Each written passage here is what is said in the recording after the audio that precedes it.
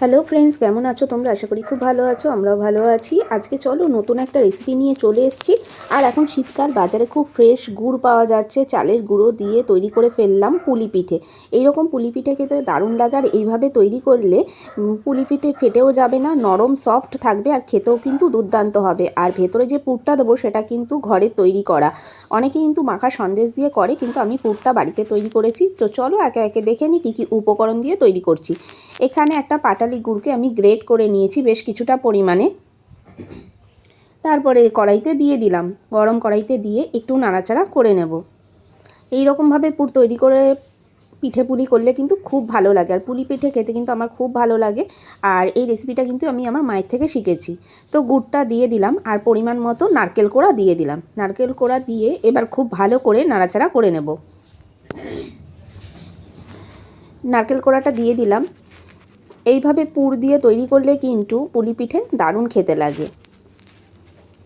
আর পুলি পিঠে খুব তাড়াতাড়ি বানানো হয়ে যায়, আর খেতেও কিন্তু দুর্দান্ত লাগে। ছোট থেকে বড় সবাই কিন্তু খুব পছন্দ করবে যদি এই রকম পুর ভরে করা যায়। তো পুরটা ভালো করে এবার নাড়াচাড়া করে নিচ্ছি, আর গ্যাসের আগুন কিন্তু লো টু মিডিয়াম করে রেখেছি। এখন যদি হাই করে দিই তাহলে কিন্তু পুড়ে যাবে। আস্তে আস্তে ধীরে ধীরে কিন্তু আমি সুন্দর করে সমস্ত উপকরণগুলো মিশিয়ে নিচ্ছি। এরপর এর মধ্যে বেশ কিছুটা দিয়ে দিচ্ছি চালের গুঁড়ো। এই চালের গুঁড়োটা দিলে কিন্তু বেশ আঠালো আঠালো একটা ব্যাপার হবে, আর খেতেও কিন্তু খুব সুন্দর লাগবে। তো একটু চালের গুঁড়ো দিয়ে এবার খুব ভালো করে আবারও নাড়াচাড়া করে নিচ্ছি। দেখতেই পাচ্ছ বন্ধুরা, আমি কিন্তু ধীরে ধীরে লো টু মিডিয়ামে গ্যাসের আগুন রেখেছি।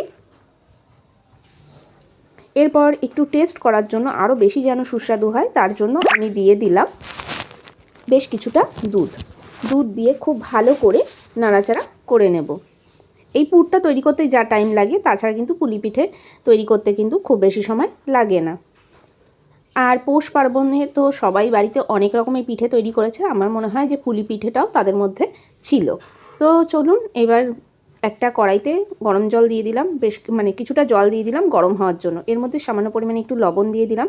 এবার পুলি পিঠেটা বানানোর জন্য আমি কিন্তু চালের গুঁড়ো আর ময়দা মিশিয়ে ডোটা তৈরি করে নেব। চালের গুঁড়ো দিয়ে দিচ্ছি 2 কাপের মতো। দিয়ে এবার খুব ভালো করে নাড়াচাড়া করে নিচ্ছি। দিয়ে যখন একটু আঠালো আঠালো হয়ে আসবে তখন কিন্তু নামিয়ে ভালো করে আটার মতো করে মেখে নেব। খুব ভালো করে এবার হাতের সাহায্যে মেখে নেব। হালকা হালকা গরম আছে, গরমটা থাকতে থাকতেই করে নিতে হবে। ঠান্ডা হয়ে গেলে কিন্তু না হলে শক্ত হয়ে যেতে পারে। তাই খুব ভালো করে হাত দিয়ে এটা আটার মতো করে মেখে নিচ্ছি। খুব ভালো করে মেখে নেব। দেখুন বন্ধুরা, আমার কিন্তু মাখা প্রায় হয়েই গেছে। মেখে 10 মিনিটের মতো রেস্টে রেখে দিয়েছিলাম ভেজা একটা কাপড় দিয়ে। আর এই যে পুরটা কিন্তু রেডি হয়ে গেছে। এবার চলুন পুলি পিঠেটা কিভাবে তৈরি করছি হাতের সাহায্যে, বিনা সাজ ছাড়াই কিন্তু খুব সুন্দরভাবে হাতের সাহায্যেও কিন্তু দারুণ সুন্দর ডিজাইন করে পুলি পিঠে করা যায়। তো পুলি পিঠেগুলোকে এবার একটু হালকা একটু চালের গুঁড়ো হাতে নিয়ে নিচ্ছি, আর এই রকমভাবে চেপে চেপে চেপে আমি ছোট রুটির মতো করে নিচ্ছি। পুলি পিঠে কিন্তু দেখতে সুন্দর লাগে জানো, তার জন্যই কিন্তু খুব সুন্দরভাবে হাত দিয়ে চেপে চেপে ওটা করে নিলাম। আর পুরটা ভরে নিচ্ছি। এবার পুরটা দিয়ে খুব ভালো করে এইভাবে একটু চাপা দিয়ে ঠেসে দেব।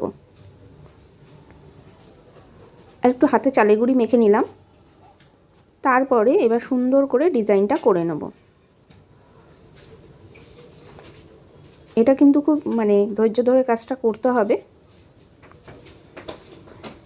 সুন্দর করে এবার এই কোণার দিক থেকে মুড়িয়ে মুড়িয়ে আমি পুলি পিঠেটা তৈরি করব।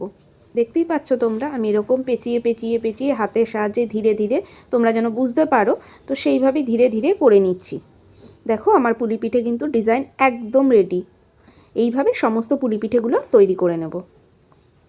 দেখো বন্ধুরা, আমি সমস্ত পুলি পিঠেগুলো তৈরি করে নিয়েছি। চলো এইবার একটু ভাপ দিয়ে নেব।